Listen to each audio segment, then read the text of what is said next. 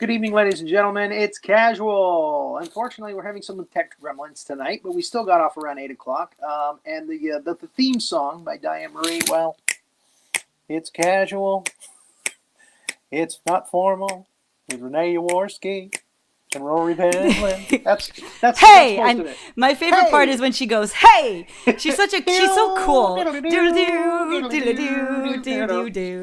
We could just recreate it. No, Diane Call wrote that. It's so good. Diane wrote that.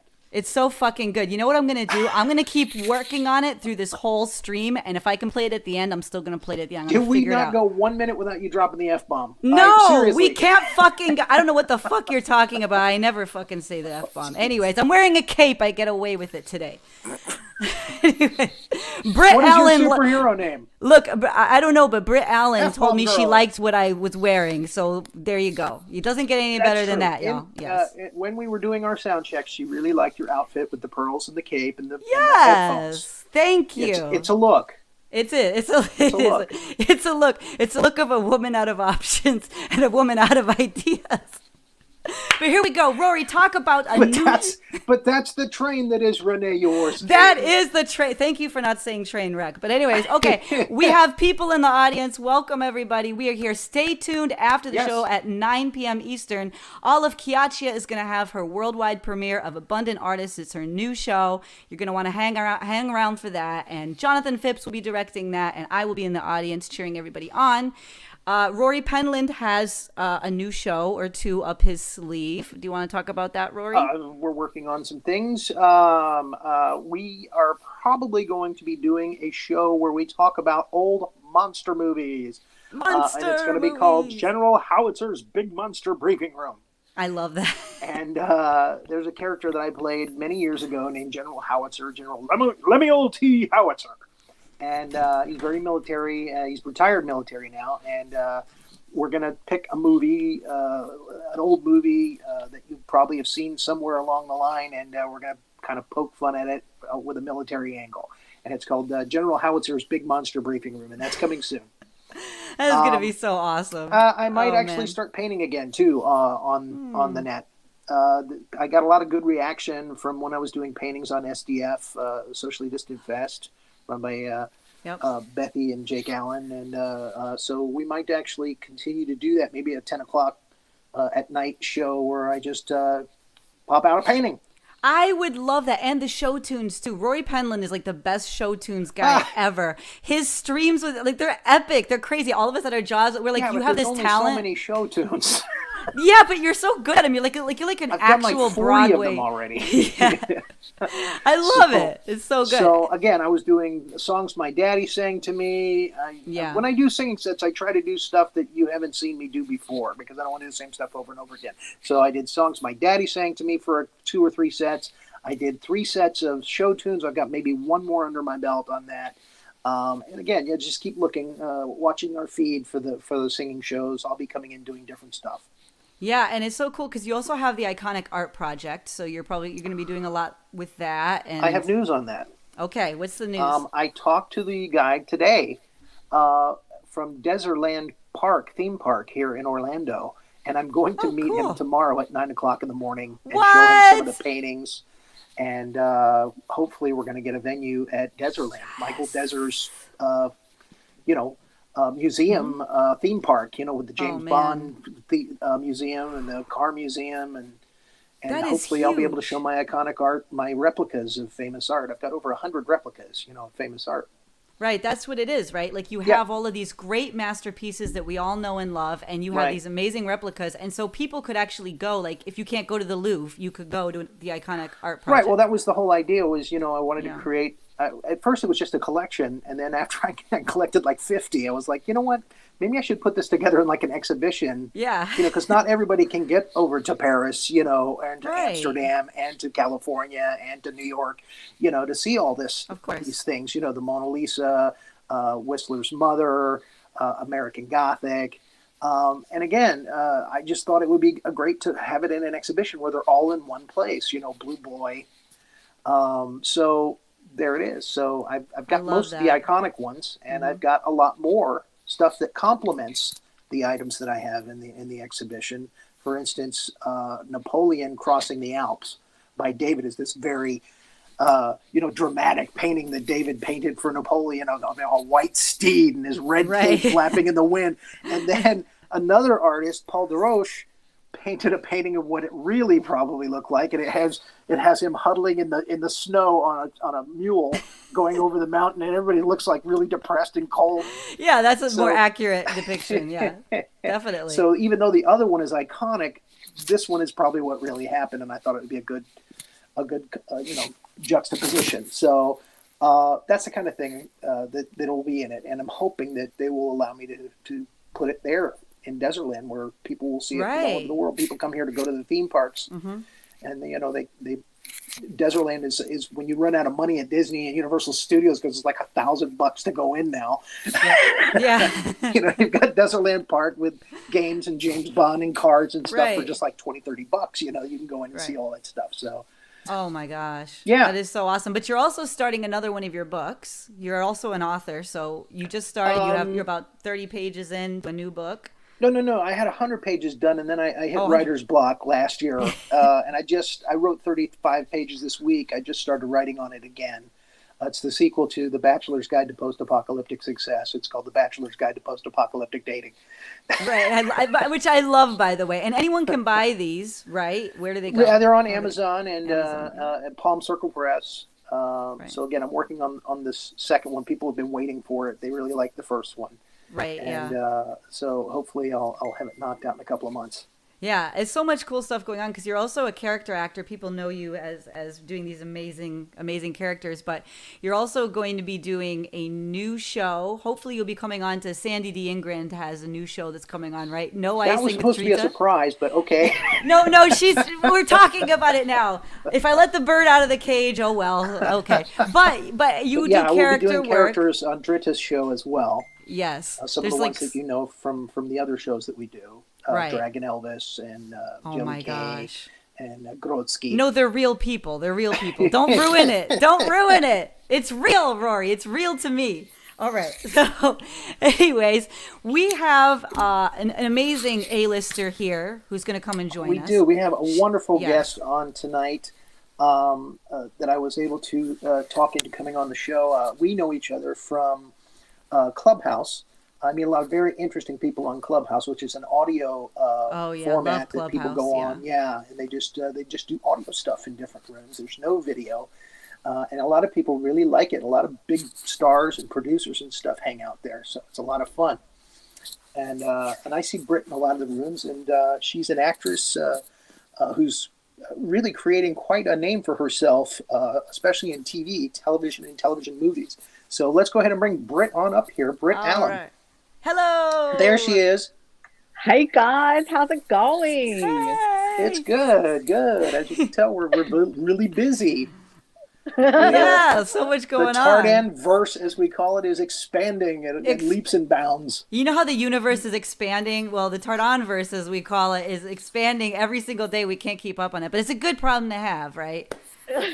Yeah, you guys are like a positive cancer. You just keep multiplying everywhere, Yeah, remember Trouble with Tribbles? Do you remember the Trouble with Tribbles, which is like this? That's what we say it is. They were lovely. You can't hate them, but there they are. Hate them. They keep multiplying. Yeah, they just keep multiplying. That's all you can say.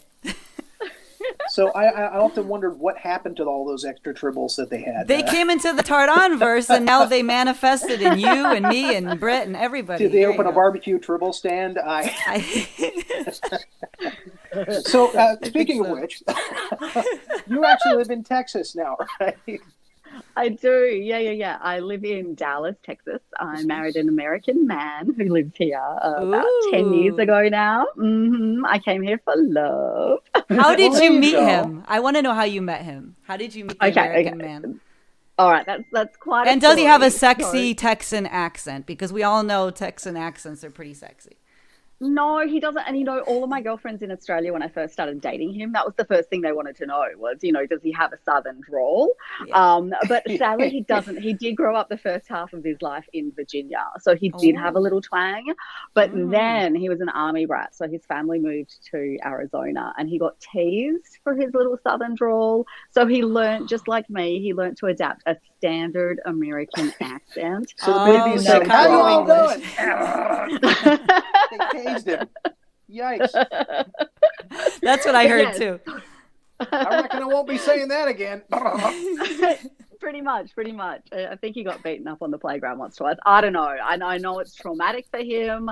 I haven't really gone there. Don't want to open up any old wounds. But yeah, so we actually met online about 11 and a half years ago now. He had gone to college with my younger brother. My brother at the time, the trend was amongst his peer group to come over and do like a semester at an American college. And you can imagine, if you're a young Australian guy in your 20s, that you would do pretty well with the American girls with your accent at college. So he had a fabulous time. One of the friends that he made was my husband. Okay, the story's about to get sad, but don't freak out. It's okay. It gets happy again. Sadly, my brother did actually pass away, but we had a memorial group for him on Facebook. And in that memorial group is actually where I met my now husband. Now, of course, we didn't just see each other on Facebook and start online dating. He ended up becoming a bit of a pen pal. So we emailed each other for a whole year. And it was just this writing relationship. I didn't think I'd ever speak to him, much less ever meet him. And then after about a year, kind of stuff happened in my life back home, and I ended up getting a really good severance package from my job. So I decided I would go traveling. I know, it was really good. But I thought I was going to go to France or to India. And then when I messaged my American pen pal, he suggested that I come to America and visit with him. So then what happened was we started Skyping, and we basically ended up dating on Skype for 2 months. Skype is sexy, I'm telling you. You can, yes, it is. And remember, back in the day, if you met someone, was Tinder, there was Tinder. But remember back in the day, if you met someone online, it used to be like a dirty secret. Like if you met someone online, say you couldn't tell anyone, it was like all the weirdos. But now everybody's online, and it's like everybody meets everyone online. So it's right. But now it's normal to just click on an app and then go meet somebody, and then you just go fuck or shag or whatever. That's normal. Yeah. But when I tell people, people kind of still think it's a little bit abnormal that we were actually pen pals beforehand. But I like to say, well, think of Queen Victoria. She and Prince Albert had a beautiful love affair, and for 4 years before they were able to get married and shake it down and consummate, they had to just write love letters to each other. So I think it's much healthier getting to know each other that way rather than just going home and shagging after a night out on the booze. Yes, and then you build the tension too. This is how my wife and I started as well. Oh, you did? Yeah, she lives in China, and we started an internet romance, and then I ended up going to Hong Kong to meet her. So yeah, that's how it all started. And we used Skype in the early days. Yes. Yeah. We used Skype and Viber. I think we're all using WhatsApp now, but we were on Viber back in the day. It was so romantic and really sweet. And so I got here in November of 2011, and I actually have not been back to Australia since. I have stayed here for the whole 10 years. So I have several friends in Australia. Which part of Australia are you originally from? I'm from Perth in Western Australia, but I've also lived in Sydney and Melbourne. Yeah, my friends are in Sydney and Melbourne. Yeah. Oh, cool. Awesome. Sydney's amazing. Have you ever been down there to visit them? I haven't, surprisingly. I've been over on that side of the world to quite a few places, but have not made it to Australia or New Zealand yet. But I'm hopeful. You have to go to Sydney. I'm hopeful. Yeah, Sydney's amazing. Yeah. I want to go there and take pictures in front of the Opera House. Oh yeah, me too. You got to do it. If you go there, you got to do it. It's mandatory. Okay, well, if you're going to take a picture in front of the Opera House, you at least have to go to a show there. They have amazing shows, and they have this gorgeous restaurant there. I think it's still called the Bennelong. I'm not too sure. That overlooks Sydney Harbour, and yeah, it's so beautiful. You have to go. It is a beautiful harbor. I've seen pictures from different angles. Yeah, it's a great looking place.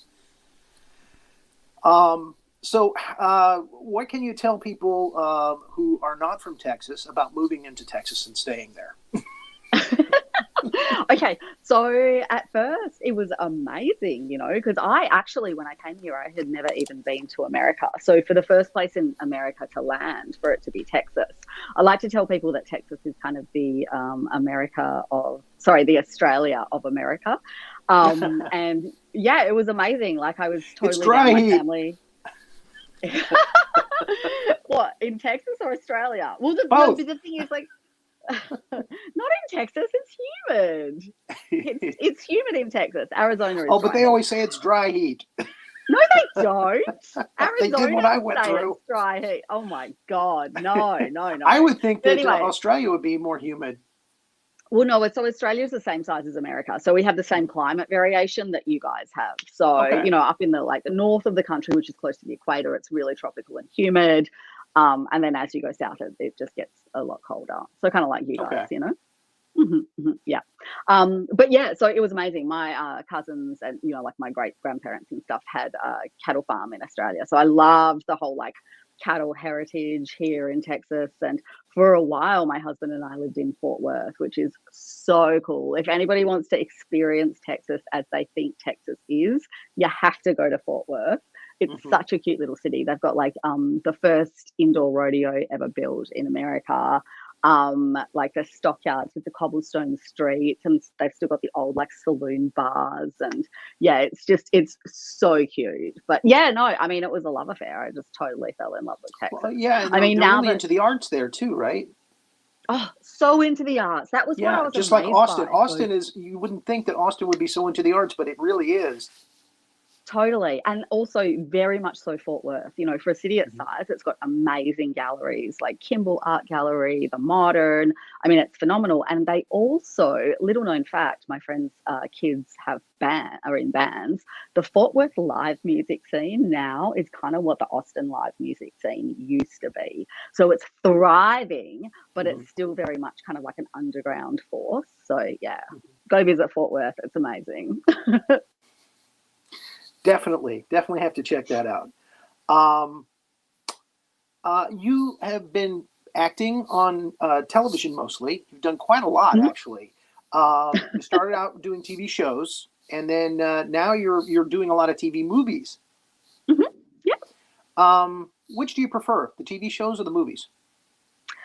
Oh gosh, that's hard. I mean, but in terms of the acting world, I'd say probably movies, just because it's a little bit more like maybe classical theatre, so it's a bit more kind of nourishing as an artist.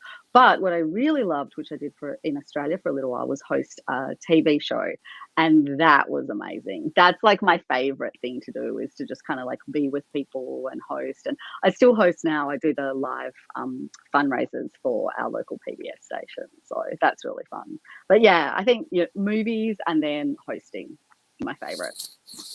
You like hosting? I like hosting too. And you do a great job. Yeah. Well, thank you. 2013, things really started to pick up for you with Happy Hour. Can you tell us about that? Yes. Yeah, so that was about when I started working in America. I got my green card at the end of 2012. I went to South by Southwest here in Austin in 2012, and that's where I met a bunch of filmmakers from San Antonio. And yeah, they were shooting a TV pilot down there, and they asked me to go down there and be in it. And the great thing was, because I was so new, I couldn't do an American accent at the time. They let me just do my Australian accent. So that was a nice and easy thing to do. But yeah, so that was 2013 was when I started working in America. And the state that I'm from, Australia, because all the networks are national over there. So in Perth, Western Australia, all my work was just kind of hosting events, acting in commercials and stuff like that. Not a lot of TV was produced there. Now, in a lot of places like Quebec and even Atlanta, Georgia, I mean, there are hot spots for entertainment where people are going. They used to say that Florida was going to be that way, that they were going to be making all kinds of movies and TV shows in Florida, and then all the tax incentives, because Oh, like the Teamsters? The Teamsters, that, you know, those groups made it down there before the producers and stuff could get there. Oh, so what? And But what does that mean? Like, it just because means that they were trying to find places where they could make things cheaper and without the, you know, without all of that being involved. Oh. And again, I think they have that in Quebec because there's a lot of business going on up there. They have that in Atlanta where they're doing a lot of TV shows and stuff. Is Texas becoming another hotspot like that for entertainment? Not really.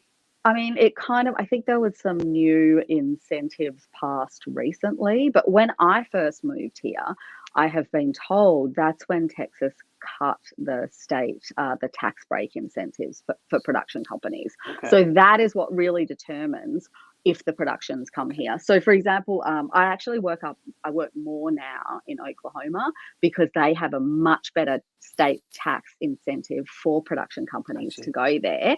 Yeah. Than what Texas does. Plus, for some reason, there just isn't as much talent in Oklahoma, not as many people, whereas for the small amount of network shows or feature films that get shot in Texas, there are just thousands and thousands of amazing actors, you know, and the actors in Oklahoma are amazing as well, but there's just not as many of them. So it just depends on the state tax incentives, and the Texas state government seems to pass it for a few years and then they'll remove them. But I did have a few big auditions for some big kind of streaming projects last year. Didn't book any of them, don't get excited. But I'm thinking, you know, I probably should go and look into what the tax but you had a killer 2021. You did like three movies last year, 3 TV movies last year. Deadly Dating Game, Deadly Misconduct, Deadly All Night Party. Okay, I made that one up. Deadly Frat Boy Scenarios. I don't know. Yes. Oh my God, Joey and Ella. That was the sweetest movie ever. So all of those movies that came out in 2021, but they were actually shot in 2020. And so what happened was I booked the first one, Joey and Ella, another Australian accent role. Yay. And we were supposed to shoot in March 2020 up in Oklahoma, but then COVID hit. Like, I think Texas shut down a week before production was due to film, so they delayed it until June. And then it was the most amazing 6 months in Oklahoma because they had such low COVID numbers because the population isn't very dense, that production companies just came in droves. Yeah. And, you know, all the Lifetime movies and the indie movies. So, I mean, I was exhausted. From June to September, I was basically taping 5 auditions a week. And I was like, I can't keep this up. And that was right when I entered the Oklahoma market. So, but then, so I booked 3 film roles in 3 months. And then sadly, I did actually have long haul COVID. So I had to retire. No. Yeah. So I had it from June to December of 2020. But I had to actually stop life and stop auditioning and filming and go to bed for like 3 months. And then I got over that. So, so glad you got over that. You mentioned auditioning. What is your process for going into auditions and winning that role? Well, look, I think the thing is, any actors out there listening, go and listen to Audrey Helps Actors podcast. Audrey Moore is astounding. She's a friend and a mentor of mine, and that's actually where I got a lot of my process from and a lot of my outlook on the industry. Because the thing is, Rory, if you think about it, women my age, they've got so much experience. They're so good at what they do. Like the old kind of 1980s entrepreneurial philosophy of, I'm going to go out and going to win it. It just kind of doesn't really work anymore. I think we've really passed that model, especially in my industry. So it's more like you have to, like your job as an actor is to audition. Like really, if you're an actor and you're auditioning, you're a working actor. Yeah. And then if you get a booking and you get time on set, then that is fabulous. So my process is more about keeping myself sustained as an artist and having me thrive and do it. Because really, and this is what my 2021 looks like, me doing 20 auditions throughout the year. I booked 2 commercials. Yay! But I had no bookings. I got 3 callbacks and no bookings. And I'm a working actor, and that's a good year, you know? So my process is, I like to work with other actors. There's a website called weaudition.com. I go on there and read with other actors. I have coaches. I just think it's so important to get coaching. And my most recent audition, I actually taped it yesterday. So that was a 10-page 4-scene, really intense, amazing indie movie. And I basically spent kind of like 5 days solid, you know, working the lines with other actors, analyzing the scripts, you know, that's just all like, you know, actor. Did you say stuff. Indian movie? Indie independent. Movie. Yeah, indie. Sorry. I My was wondering. accent's a bit funny. I was about to ask you, do you mean like Indian or Native American Indian? Oh my God. Okay, so my dreams are to be in a Bollywood movie and a Hallmark Christmas movie. That's you got to work on your dance moves then. No, I'm a dancer.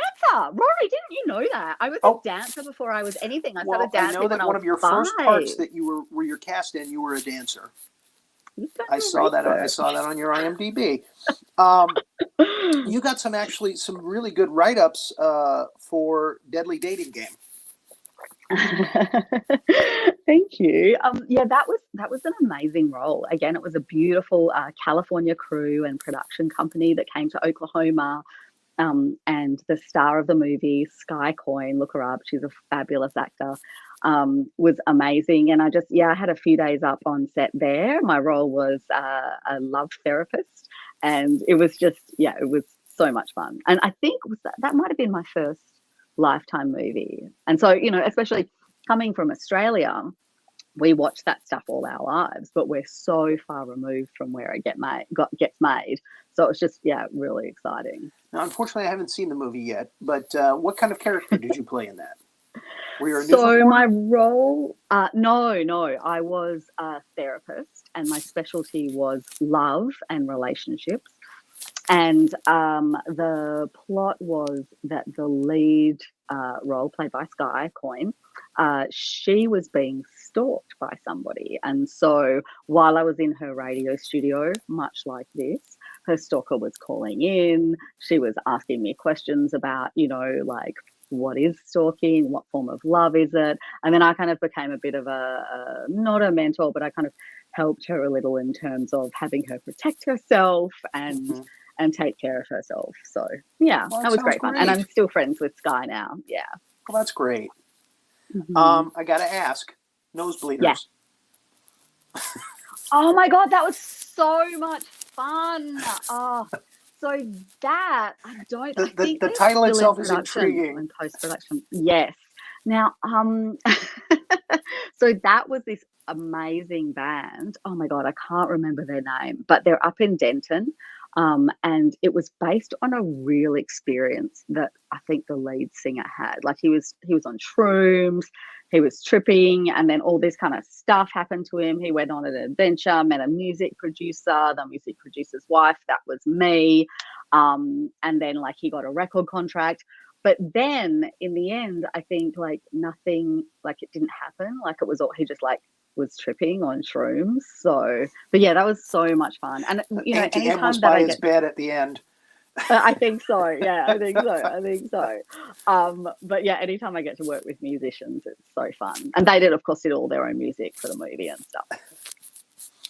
Going to throw another name out here, Deadly Misconduct. Yes. Now that was super fun. So it was a Lifetime movie. I had a tiny part. And it was the most fun part that I've ever had. I got to play a girl at a party who's just having a fabulous time, kind of getting out there with the fellas, loving life, looking to hang out with lots of fellas, and then encouraging the lead woman who played a lawyer to go and hook up with her opposing counsel on the legal case that they were on at the moment.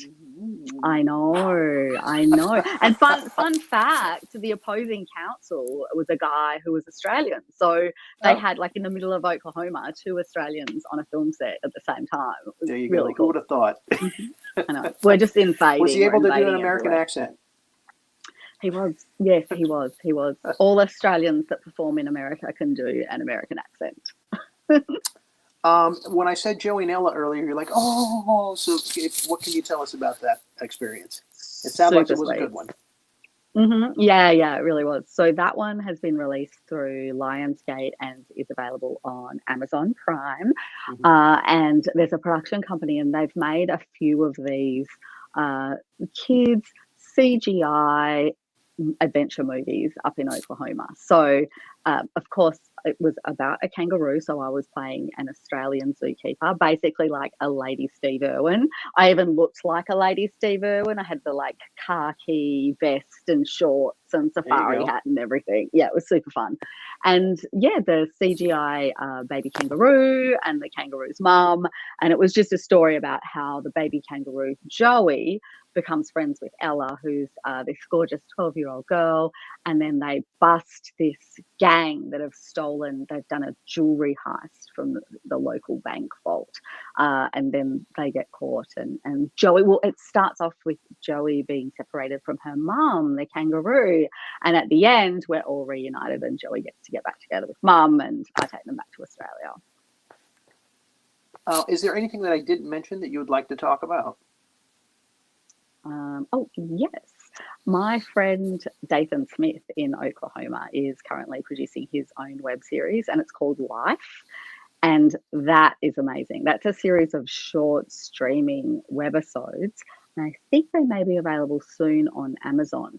But you can look it up on IMDb, and he has a website. It's about a company in the future that if you engage them for their services, you can find out the exact date and time of your death, and how people think that that's a really good thing, maybe, but when it happens to them, perhaps it's not really a good thing. So yeah, it's a really great human sci-fi futuristic drama. Sounds thoroughly weird, and it was awesome. And I don't think anybody would want to know when they're going to die. That was just too much pressure. I know. But then if you think about it, what do you mean I'm going to die in 2 months? You could say your goodbyes, wrap up your things. I don't know. Write a few songs before you die. How many paintings can I paint in the next 2 months? Exactly. Yeah, that's just too much pressure. I wouldn't want it. I wouldn't be paying for it. A lot of people believe in that stuff, though. The hand readings and the palm readings and tarot cards and stuff like that. I mean, it's very, very big over in Asia, I know. And a lot of people there's tarot cards readings here, I'm sorry? Where do you stand on the whole tarot, astrology, palm reading? I think it's hocus schmocus. I think that maybe people just put on a good show and take people's money. That's my feeling. Yeah, probably. I go to a yoga studio and we have like moon lady retreats, but none of us actually take it seriously. So we do all the tarot card reading and the crystals in the moonlight and stuff, but we just do it for fun. We don't actually think that it's I had somebody actually teach me how to read people's cards with just a regular deck of cards, and what each suit meant. The hearts meant love in your future, the diamonds meant money in your future, you can make it mean prosperity. Anything that you want. Yeah. And again, I had a lot of people that were like, "Hey, can you read my fortune?" And I'm like, "Well, I just read for you yesterday." Yeah. They come back again and again and again, thinking everything's going to change, overnight, and it's like, wow. So. Yeah, I think for some people it's kind of like another form of therapy as well. So maybe instead of going to therapy, people will go to like their tarot card reader. You could have something there. I'm not sure if J-Link has come in yet. Renee? Yeah, so J-Link, actually, we haven't heard from him. Hopefully everything is okay, but we do have Olive Chiacchia is going to come on for a few minutes and talk about her premiere that's coming on. So she's not here yet, like right now, but she's going to come on for a few minutes and just to talk about that, because she's going to have that at 9 p.m.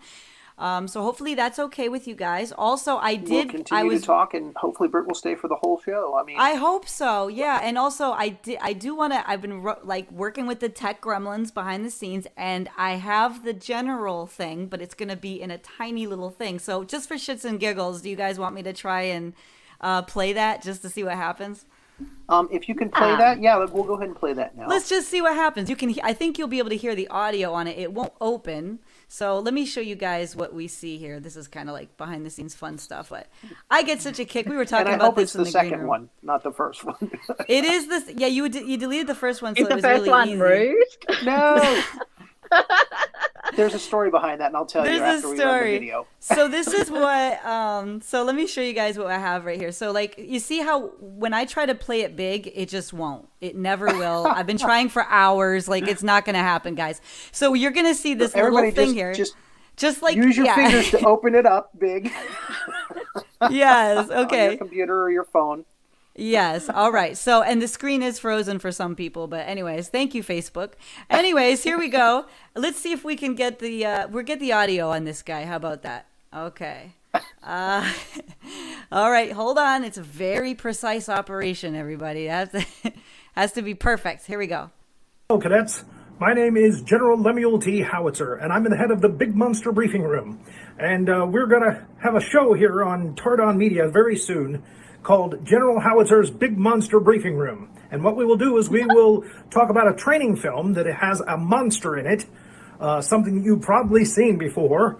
And then we will talk about how to protect ourselves from said monster or how to kill it. And again, we will ask you for your ideas as well. So tune in for that in the very near future, General Howitzer's Big Monster Briefing Room. And we get the salute. There's even a salute. Wow, that was classy. And that was awesome. He calls them training films. They are training films. I feel like he's correct. You know, if you're up against a giant monster or an alien plant that crawls around and tries to eat you, Yep. That's a training film. That is. We have and here's another thing we're gonna try. We're gonna try to do the theme song in the theme video too. Let's see what happens. I queued that up. Come on now. Now everyone this was supposed to be at the very beginning of the show. Yeah, this was supposed to be there. Let's see. So let's see if we can get it. It's gonna pause. It's gonna freeze. It's gonna do all kinds of things. But let's just have fun. Let's see what happens. Can you guys see this? Can you see it? Nope. I can't see it. You can't see it yet? Okay, hold on. Now you can see it. All right. You see that? Look how cute. Isn't that great? Okay, so now. Yeah, there's Ivan and Troy. Let's see if we can hear it. Do you guys hear it? I don't. Hold on, let's see. Nothing. Wait, hold on, wait. Can you hear it now? No. No one can hear this thing? All right. No. Darn it. No. Darn it. Cute. Well, I'll just remove it then, but it's a great song, and I wish people could hear it. I can hear it on my end. I think we've been able to play it like 2 or 3 times on the show. Yeah, we basically can't. But that's the timing, Rory. That's what I'm telling you. You get it when you move your slot. You'll get it because it plays earlier. I'm serious. I've played it earlier. All right, now Olive Chiacchia is here, and I feel like we should bring Olive on because then she's got to rush back and go in the other studio before 9. Understood. So is that cool if she comes on and joins us for a minute? All right, here she is. Yeah. Olive Chiacchia. Woo! Hi. That was so this girl's energy. Hello. So nice Britt. Hello. Thank you for having me on this show again. I feel so lucky pleasure. to have two appearances. Wow. Yay! You're gonna be. It's like at the Carson show when, like, certain people would be brought back all the time. You're one of our favorites, Olive. So you just can't go. So wow, that's crazy stuff. Wild. Exactly. There you go. That's wild. So Olive is like this incredible, you can't even call her a triple threat because she does everything. She's a runway model, but she's also an actress. She's a writer. She's a director, producer. She has her own production company called Olive Us Media. She comes from the fashion world, acting world, all that kind of good stuff. And she's also quintuplet threat. It's like septuplets, maybe. Octuplet threat. All the. She's guys crazy. It seemed like so much cooler than that. Well, so she's here for a minute, and then she's gonna pop off, and she's gonna go live at 9 p.m. with her own new show. This is gonna be a global premiere, and it's called Don't you pop off now, young lady. Yeah, we pop off at you anytime we want. We're youngins, we're young lady. All right, so Olive, tell us a little bit about Abundant Artists and why our audience should stay tuned and not go anywhere as soon as we wrap here. Oh, well, thank you. So Abundant Artist is all about the connection between being an artist and spirituality. So for all of my life, I've been very, very artistic, and I've also had a very strong spiritual practice, but only in the last few years, I've been able to kind of integrate them in a way to create more abundance in my artistic life. And by doing a few simple things, they're kind of similar to the law of attraction, but it's greater than that. It's something called the law of consistency instead that I'll be teaching in this course. I've been able to, I guess, become all of these things. And it's funny when people say it, I'm like, oh, I guess I do all those things, but it never feels like I'm working. So it always feels just like so much fun and vibrant and great. So anyways. You should always have fun when you work. What? Yes. You should always have fun when you work.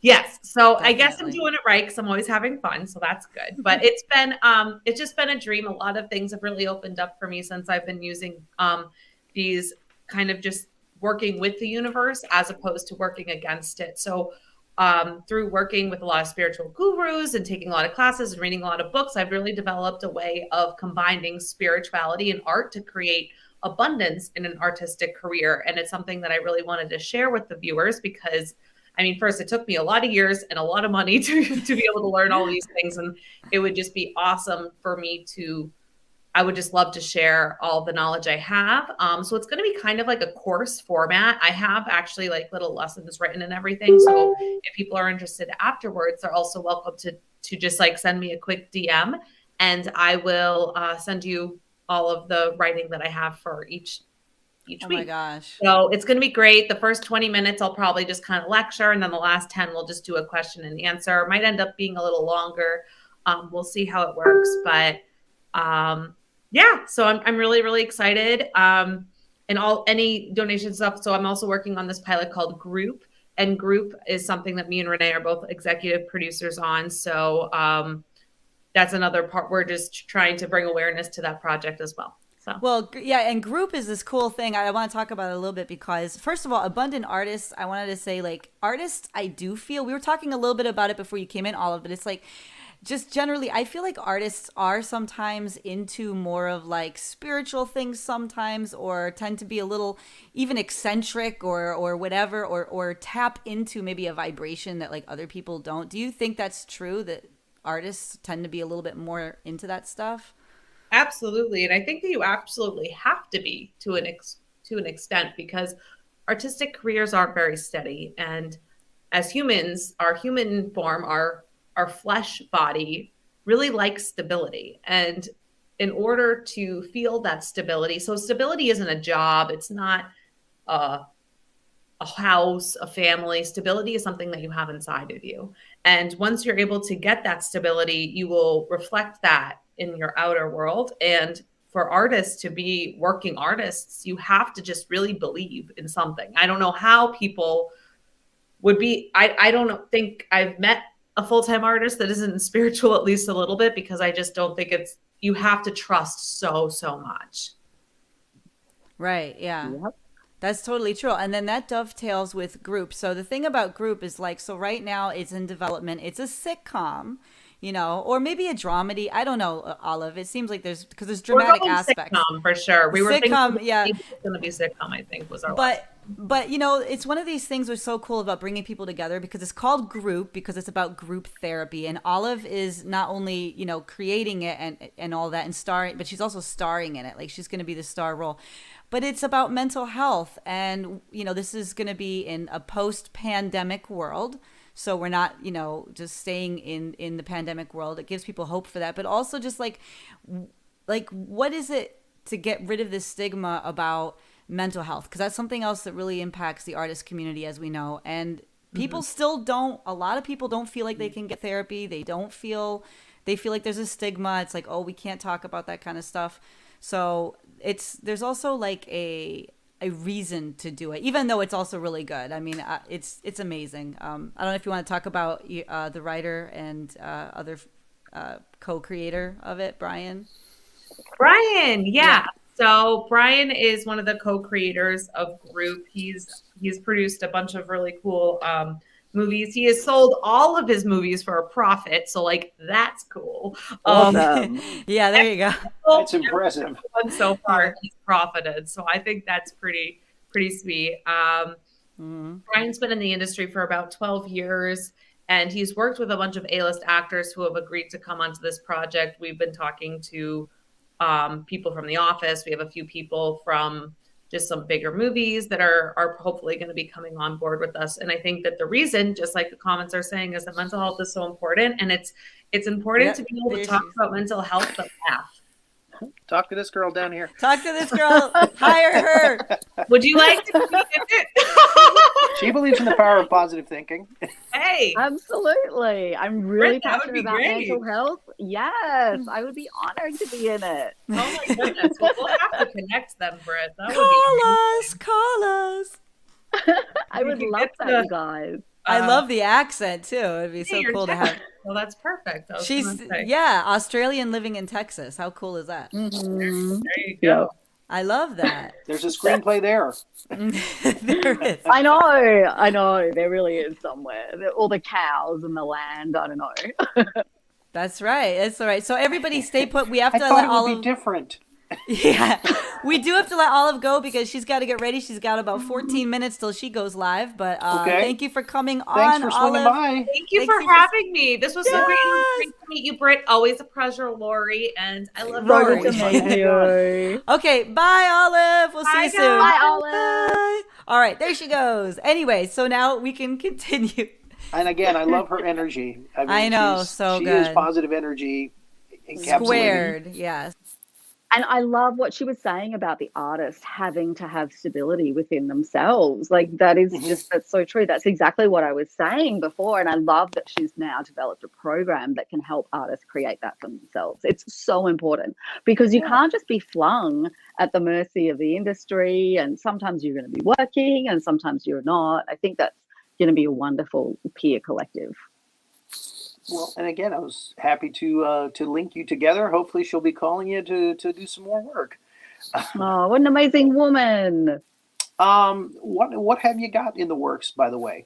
Is there anything going on right now that we should look out for in the near future, or can you talk about it? A lot of times when I ask that question, I'm like, "Well, yeah, but yeah, I signed some papers." That's right. There's a lot of papers, a lot of not talking.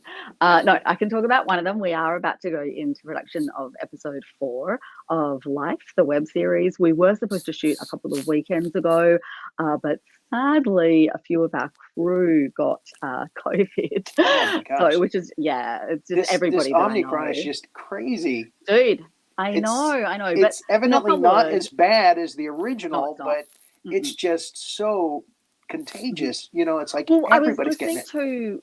There was a doctor from like the University of San Francisco, my backdrop's about to fall, and he was talking about how it's going to be the storm before the calm because everybody's going to catch it. Nobody's going to get really sick. So people who have been vaxxed will get extra immunity. People who haven't been vaxxed will get some immunity. So that this should be the beginning of the end. So, and like I said, I know so many people that have it. All of them are vaxxed and nobody's sick. Even my friends down in Australia are getting it. Not on the West Coast because they've still got their borders closed, but my friends in Sydney and Melbourne popping their positives up on Facebook. It's crazy. Well, Tom Hanks and his wife got it when they were in Australia. I know. It was like, how the hell did they get it there? I don't know. Well, it must have been in transit, and I got it really early on as well. I had it like on the 16th of March, I think, in 2020. Borat, if you've seen the movie. It was Borat. Oh my god, I'm obsessed. Sorry, spoiler. Dude. Let me drop a name. She's not going to remember who I am, but I went to high school with Borat's wife, Isla Fisher. She was 2 years younger than me. Yeah, we both went to MLC. And she was 2 years younger than me, and she became a really big soap star. I think she moved over east straight after we left high school, and she's a tiny little thing, and such a bright spark and such a star that she just kind of went whoosh straight away in Australia, and then she went to London. And, when she started Wedding Crashers, that her career just took off after that. And she met him around the same time, I think. And Isla is so talented. I mean, I know that he's kind of like Sacha the Baron front facer. Yes, yeah. But Isla is, just as talented and just as intelligent and just as amazing as her husband. So yeah, it's been so fun to watch all of their adventures. And the sequel, Borat. My husband and I were killing ourselves. It was so good. Oh, so good. You talk about the recent Borat movie? Yeah, the recent one, the one that just came out while we were all locked down in our houses. Oh my God. So my good. My daughter hated it. I was roaring through the whole thing. No way. Oh my God. I thought it was fabulous. I honestly didn't think it was going to be as good as it was. And how good was the young Bulgarian actress that played, was it his daughter, the young blonde girl, his co-star? She was phenomenal in that role. The blonde girl. Oh my gosh, I wish I could remember her name. I can't remember it either. Yeah. But that was her breakout role. I believe she's a Russian actress. Astounding. Oh, she is? Okay, I apologize. Yeah. Mm-hmm. She was amazing. She was loved amazing. That movie. She really was great in that. Yeah. And again, we're going from one end of the spectrum to the other end. By the end of the movie, she was completely different. Yeah. Right, but also, I don't know if she spent any time in America before shooting though. So imagine going into character, doing what she did in public, which is like the most intensive improv thing that you can possibly do, and she just went right in there and did it. Like, and put the whole thing with Rudy Giuliani as oh my God. Look, I'm gonna come out and say it. That was just really good editing. I could tell that nothing bad happened. It was just the way they cut the shots together. So look, Michael Moore's done the same thing. Exactly. We all do it. I'm sure Fox News has done it. Michael Moore's done it. Everybody does it. Do you have any questions for us? Yeah, definitely. I mean, when did you guys get Tartan started? Have you always lived in Florida? Tell me your origin story. Although the fans have probably all heard it before. We love origin They want stories. to hear about Tartan, yeah. Yeah, well, let's know about Rory too, because Rory actually ran It's Casual in Florida, long time ago, and you can still watch it. It was a public access show in Tampa. Oh, great! I love. Are you ready for this? 1989, 1990. Oh yeah, I wasn't born then yet. I wasn't born. Me neither. I wasn't. I'm Gen Z. Yeah. No, he did, and it was great. And there's funny stories, and you can go back and watch them. Rory, it'll be on your YouTube, right? They can watch that. Yeah, if you type in It's Casual and Rory Penland, some of the old stuff comes up too. Hilarious, funny stuff. It was a weird show. It was a live call-in show. People were very abusive to my guests. Much nicer now. Much nicer now. We have a much nicer audience here. Yeah, so our audience is respectful. Very respectful. Beautiful. Yeah, the comments. Everybody's been so nice. I love you guys. I know. They're so great. The comments are really. You got to come back, Britt. You got to come back. Yeah. Stay in touch, because we're expanding at this crazy rate. We're adding all these new shows. We're adding new directors, producers. Everyone's jumping on board to try and get it. It's awesome. You're going to have to tell us a good monster movie from Australia, and we'll have you on Big Monster Briefing Room. Oh, yeah, there too. No, guys, better. I'm going to Korea. I'm going to spend a couple of months in Korea, then I'm going to spend a couple of months in Australia. So I can report back to you on monster culture in both countries. Yes! Eat lots of bulgogi. This is a... Can't do kimchi anymore. I used to be able to. I can't do it anymore, but bulgogi I can get away with. Right. That's what they feed the foreigners. It's not so spicy. Well, I actually lived in Korea back in 2000. I used to work as a model, so I spent a lot of time in Japan, Singapore, lived in Seoul. Yeah, it was amazing. Well, because Australia's so close to Asia, we get to go and just spend all the time that we want there. Right. Mm-hmm. That's what's amazing. I never got there because I was living in China for 14 years. So. I've been to Malaysia a couple of times, been to Singapore a couple of times, but I never made it down to I used to work on a cruise ship in Singapore. I worked for Star Cruises. I was a dancer before I was an actor. And so we used to go on 3 cruises a week between Singapore and Malaysia and Thailand. Cruises pay well too. Fabulous. Yes, we were earning US dollars back then, and the US dollar was worth a lot. So much fun. I lived in Japan, worked as a dancer. Oh, it was amazing. I imagine Japan would be a very interesting place to live. I've got a friend there. Look, it really was. Who's teaching English there. Yes, yeah. Well, so Actually, I was 21. Yeah, super young, living in a tiny little village in the mountains. So we weren't even in a big city like Osaka or Tokyo or anything like that. We were the only English speakers in the village, us three dancers, except for there were two guys who were teaching English in the village as well. Yeah, it was a really immersive experience. So you were hanging out with those two guys. Yeah, we did. We spent a lot of time with them. Although you were the expats.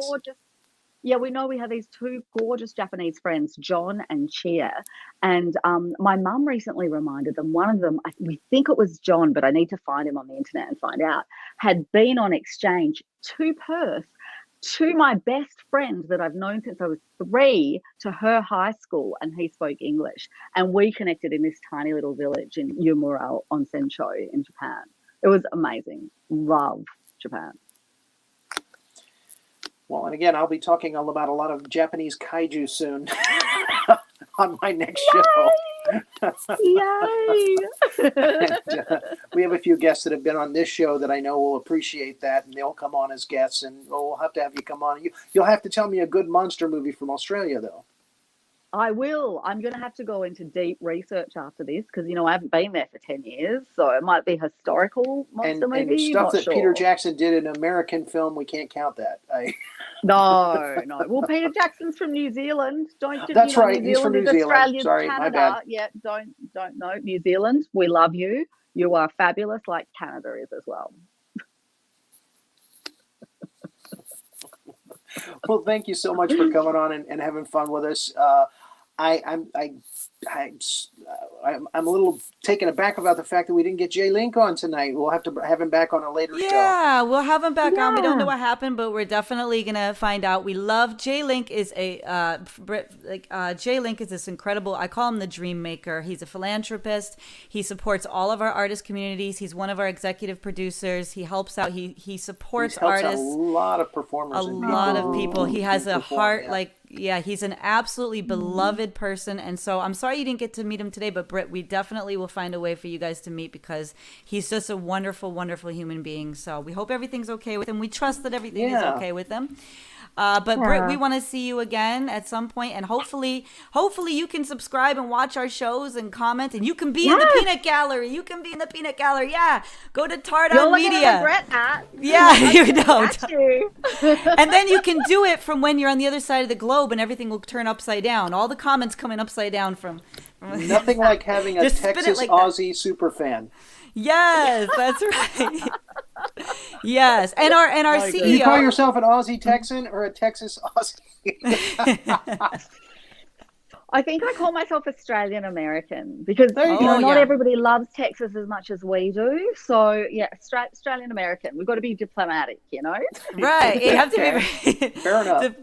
All right, so we are going to wrap here, and then everyone's going to stick around. If you're out there, just stick around for Olive Chiacchia's new show, The Abundant Artists, and we're going to be here. Everyone loves you. And, Britt, make sure you go back in and check out the comments, and you can answer everybody. People had questions for you that we might not have gotten to, but Britt is a real person, and she can respond. It's so cool. I love it. Thanks again, Britt. So great to see you. Finally meet you face to face. So fun, you guys. Loved it. Love you. Good night. Hope the J-Link is okay. Hopefully we'll see you soon. Okay. Bye, everybody. Good night.